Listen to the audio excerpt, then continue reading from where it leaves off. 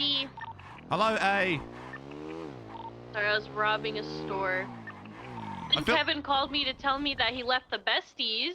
Oh, what do you mean he left the Besties? So he left the Besties because he said he wasn't happy with how the leaders were treating him. He didn't respect him, but I know he's a hard worker. He's like a mini Kaiba. Oh my god, he'd be the perfect addition.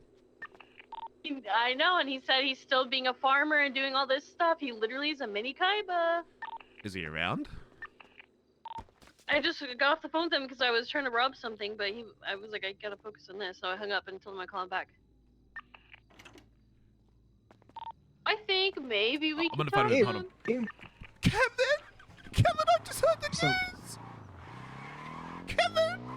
What happened? You sound more upset about it than I do. You've been GG for how long? I mean, listen. The Besties weren't GG, you know? You want to talk in person about it? I'm putting some materials sure, away because I I'll just chat was in with the you. sewers, but that's Eli at the Billy. Oh, hello. Hello, Eli. Hold on. It's Elliot. I know it's Elliot, but Aubrey just called you Eli. I'm like, that must be a nickname. Okay, that was Aubrey that literally called you Eli. Okay, I was repeating what she's yelling at me on the radio. Okay, sorry, Kevin. Kevin, where would you like to meet? I can meet you anywhere, boss. You want to come to Sandy? I'm in Sandy. Yeah, I can make my way to Sandy. I'm just quickly putting some wash money away, and I'll be right there. All right, but I'll see you soon. Okay, see you soon. Right. Wait. Oh, Kevin, I'm sorry to hear what happened. Oh, I mean, listen, I had every opportunity to walk it back, but I decided I didn't want to, so... Shit, what's going on here? Ooh la la. Oh, it's still fucking... This is a scam. This place is a fucking scam. Holy shit. What are you talking about? Oh, with the size? Yeah, the size, man. Yeah, basically, this is my own little private crypto collection. Trying to maybe get up to like a couple $100 coin a day and see what's possible. I think it's like 30. Oh, that's not bad. 30. Like, you're completely solo now, though, no? Yeah. 25 a day. That's fine for solo dolo. Yeah, I can kind of do shit like if I wanted to, you know. Fucking, if you don't mind me asking, bud, what bloody fucking happened, mate? I mean, how much tea do you want, Dundee? Whatever you're willing to give, my friend. I'll give you pretty much the whole story. Basically, I mean, like you said, I was with these guys for a very long time. I was with some of them way back. We come around, we did this whole gang shit for 6 months. 3 months into it, AK Ming and Forehead say that they're the leaders, which is fine because, you know, that was the role that they kind of like filled in as the group came together. But initially, nobody really talked about it, but we kind of just glazed over that. Time goes on. There's a certain member in the group who causes issues pretty consistently. I don't know if you're familiar with him. Do you know who Future is? Oh, yeah, I know Future. He sold me a hot gun. Yeah, I mean, he causes issues inside the group and outside of the group. The outside the group issues, you know, it kind of is what it is. The inside the group issues are it's like more of a problem, I think. One day, Forehead decides to call me because I own his business, like the noodle shop. He calls me to, I guess, reprimand Future. I tell him, listen, if I go down to this location to discipline this guy, I'm probably gonna fire him and/or send him off duty. And I make sure and confirm with Forehead that it's okay, right? As far as essentially creating this tension that we both know is gonna come as a result of me doing this to him. I go down there, I fire him. We get into like an argument inside of the restaurant stall, the back office. The next day, Forehead then proceeds to press me about one comment of the 35 comments I made to Future inside of the situation or whatever. That comment being that he finessed money and he used that money to buy more money, essentially stealing from the gang or whatever. But in my head, Forehead like put me in the situation, and one little comment I made shouldn't have been a big issue because, you know, he should have my back. You know what I'm saying? Like, this guy's only heated because of what he asked me to do. That was kind of like strike one, right? A couple weeks go by, I think, and it's always good because I made it my breakfast. Future had basically declared that he was going to make it his life mission to make sure that the gang leaders remove the business from my name. And granted, in the 2 weeks of me having that business, yeah. Yeah, basically that was his like life mission. And then like the 2 or Popcorn 3 time. weeks of me having the business, we paid off $500,000 in debt and generated like 1.2 million, right? Fast forward, there's some random thing that happens on Twitter where Larry tweets out like "Die Kevin," like ironically as a joke, and then Future retweets it unironically. And I'm like, okay, I see what's Ooh. happening here. Yeah, yeah. And then Carmela tweets out something about like she wants somebody to buy her like the mansion or something, and then I tweet at Future like, oh, this guy, I ask him because he spent 500K on a house that he doesn't even live in or some shit for some girl, some random girl that he's not even in a relationship with. And then he just started spam tweeting the "Die Kevin" at me. And then the next day, Dude's problem, there's like man. some shit. Wait, say that again, sorry? What the fuck was that guy's problem? I don't know. But I mean, I know what it is. It's like a buildup. Usually, if somebody slights him, even in like the smallest way, he'll just kind of hold on to it, and he'll run like a multi-month marketing campaign because he just kind of sits around in the car with Forehead all day, complaining to him and everybody else who'd listen. Like I've seen it happen in Gulaggang. I've seen it happen. I've heard about it happening with other people inside of the Besties. It was just my turn, essentially, is what it comes down to, right? But yeah, so this like Twatter drama happens where he's like going at it with the manor. He's a hanger on in the gang. Thank you, man. Point. Like Forehead demoted him to being a hanger on because he fucked up or whatever. What the fuck? And he's tweeting crazy. Yeah, I mean, this was like the first time that Forehead had disciplined Future in the entire time that I've like been in the gang with them collectively. But what I later found out was that when he got demoted, he didn't really come around for like a week, and Ford has a soft spot for Future, so he kind of made his punishment more cosmetic. So instead of him actually needing to run the route as a hanger on, he kind of just assumed his old role. But yeah, so the manor shit happens. He's inciting with them. He's texting James Mauldin, and James Mauldin at this point is like in my at the plaza parking lot. 60 months, man. Because they like buy ingredients from me and shit, right? For the moonshine or whatever. And he's like texting like, oh, I heard you guys got packed up by Hydra. Won't be the last time or some shit like that. And they had just come out of a war with Hydra like that day or the day before. So James just asked me like, oh, do you know anything about Future? Blah, blah, blah. And the day before I had tweeted out the 500K shit or whatever. So I assumed everybody kind of, I knew this whole thing. So it's like, oh, do you know about the house shit? And then they took that information and they made like an AI generated photo of Future in an Iron Man suit outside of a house that he's like locked out of or some shit. It was fucking crazy work.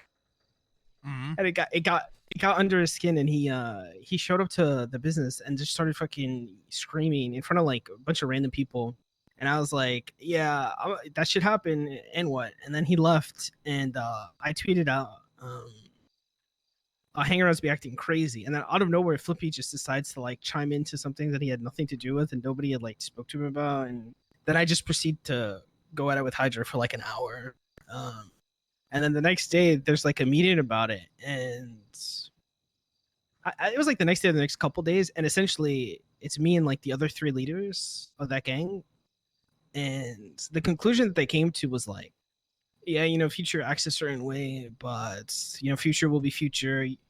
And I was kind of just told, like, I got to be the bigger man in these situations. Nepotism. Come to me, deal with it. Yeah, exactly. And it was also like, it was a little disingenuous too, right? Because the people saying that, oh, I should have brought it to them, were people that hadn't been around for like 2 months, or they were around 2 days in the last 2 months. And it's like, how am I supposed to like reasonably expect these guys to deal with situations where they're not even in the city? You know what I'm saying?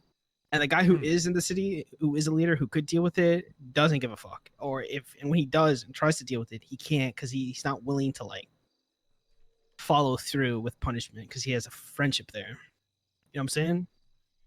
But we have that meeting, and then I leave that meeting under the assumption that like, okay, they're gonna talk amongst themselves. They're gonna come up with a punishment.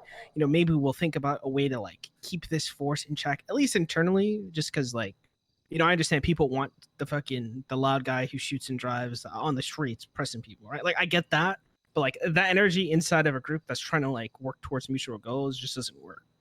A week goes by. I have a meeting with Forehead and Ming, and I just got told that the next time he fucks up, he's gonna do sanitation. And if I fuck up with him, like if I go back and forth with him, then I also have to do sanitation, which was just like, the most depressing shit to hear in that moment, because one, they were just gonna let him slide on the past shit of him like retweeting Flippy threatening to shoot me type shit. That's fucked up. He's literally going after one of the gang's own members. If I saw that in my club, I'd kill the person who retweeted it. What the fuck? Your team. Yeah, there was like a really disingenuous false like equivalence drawn between me and Future where I'm tweeting out like a SpongeBob meme, like literal SpongeBob memes, and this guy's retweeting Flippy threatening to shoot me. And like nobody saw the problem there, that one is one is inciting violence and the other is like a joke because this guy's an idiot and dropped 200K on the floor when he was at the V. You know what I'm saying? Like he dropped 200K on the floor at the V. I assume it's the V, but that's how this story goes. He dropped 200K and I guess the manor picked it up or some shit. And that's what that war kind of like was kind of about, but kind of not really. Thank God I check my pockets every time, man, because you wouldn't catch me doing that bag fumble. I mean, it's just a fucking like it is like stupid shit. Like you're at the guy to get the money. How do you leave without the money? Like that is some crazy shit. Yeah, Chuckle. Thanks for the 25 months, man. In any case, the story kind of goes on that this whole time, I'm having these conversations with the leaders, right? And before they come back with the sandy shit, they tell me after the first meeting with the three of us or four of us, they call me asking to transfer property. Thank you, Chuckle. Right? So like in my head, I speak out about Future. He escalated. He started it. I escalated. He continued to escalate it, but I'm the one who's getting like reined in a little bit, right? Because at this point, I had pretty much the entire gang's like 6 months of work in my name, and I articulated like, hey, this is like kind of a sus timing. You know what I'm saying? Like I speak out about Future, and all of a sudden everybody wants to take the properties. What the fuck's going on here? And I never got like a satisfying answer other than, I mean, Kevin, you got to think about it from our perspective. One of our members says something and we have to take all the things. Yeah, it just doesn't make sense. Chuckle, man. Thank you. It's people working backwards from their conclusion, their own paranoia driving their decision making. And in that, it makes me feel like they're not like the best of leaders necessarily, because they don't have like trust in the people that have kind of been there from day one. You know what I'm saying? Like, I literally fucking called people trying to get people to do this whole gang shit before they took the initiative to actually get it done. Granted, I didn't have the gravity and weight behind me to make it happen myself, but I was there at the fucking start of this whole shit.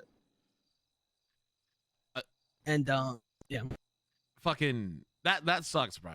Fucking I think I've met Future and I've met Forehead a couple of times, and I didn't have anything against them. I liked both of them, but I could tell immediately looking at you and how you act compared to Future and Forehead. I can guarantee you Forehead likes Future a lot because they're very similar in personality type, right? The chemistry is off the walls. It's like me and Kelly, right? I fucking love Kelly. James Kelly, the death, a friend of mine. And he's a shit stirrer, but I have a soft spot for him. And I hate having to reel him in sometimes. And it pisses me off when I have to. And sometimes I just let things slide when I really shouldn't. And it's frustrating. But fucking, it sounds like they fucked themselves, bro, because they got rid of their moneymaker and now they have an idiot. Yeah, I mean, they didn't even necessarily get rid of me, right? Like every time I talked to Forehead, like when he took the last business, I was like, all right, where are we gonna do this? Like, blood me out now. And he's like, oh, Kevin, out of respect, you know, I'm gonna give you 24 hours to think about it because people, you know, they say things in the moment, they might regret it later, yada yada yada. And then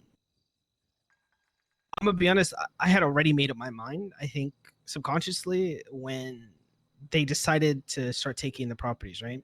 Because I kind of needed some of that shit, like the fucking lockpick blueprint, for instance. Like I needed that shit to run my mechanic shop. You know what I'm saying? Like that was a driving factor to what I'm doing when I'm around. But like,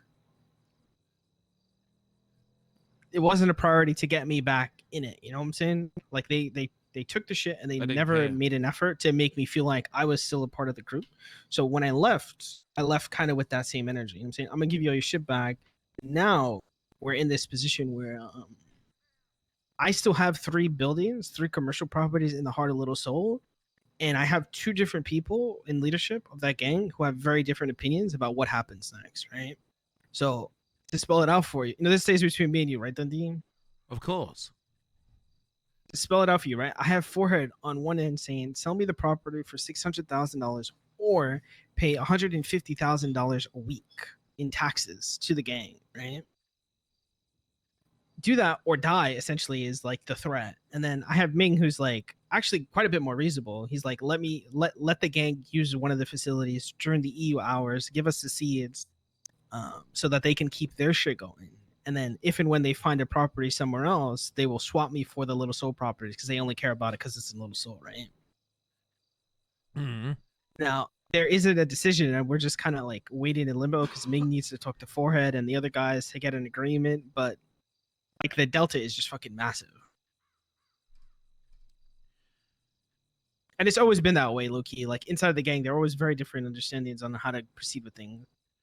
It'll just be a matter of time until it crumble. It's a crack. It's a problem. I've seen it happen before. Every gang goes through it. No one's perfect. Yeah. I'm gonna be honest. I had this conversation with Forehead about like the options, right? Like it was like a 20-minute conversation. By the end of it, it got a little spicy. And one of the options was like, all right, I'm gonna just not do anything with these properties for 6 months, and I'm gonna just wait for Future to destroy the gang because I actually don't think you have the ability to rein him in, and it's eventually gonna climb. Oh, I need another mug. Oh, after you said that, my thing is overfilled. Is it an emergency? Hey, you guys want some, huh? Take him out on the boys. Give me a second. Give me a second. Take him out. Fuck. Boys need me. Look. Fuck. You around long today? Probably around another like hour and a half, maybe. Hey, you're not around these times, are you? I mean, I've been trying to go to sleep like 6-7 hours into this. I'm getting chased. We have spot for one. Do you want to come pick cops? Yeah, I'm coming. If you're around these times, bro, I'd just straight up say, hey, man, there's a slot for you. Because fucking, I've always loved the fuck out of you, Kevin. From the boat days to the laundry days, you know? Fucking, I'm sorry, you are a talented soul who I know will very quickly find a lovely home. I just wish it was my gang, but I know you're not around during my times. I appreciate that, Dundee. I'm my schedule is flexible, but yeah, I gotta see. You know, the body's still warm, as they say. Just hold on everything that you do, all right? If you need any help from me, now I'm not gonna go to war, but if you need a place to stay, you need a car to drive, you need like, I doubt you need money, but you need help, just send me a text and I'll do what I can to give it to you, yeah? Actually, let me ask you, do you have any like industrial properties that I could potentially rent out for a little bit?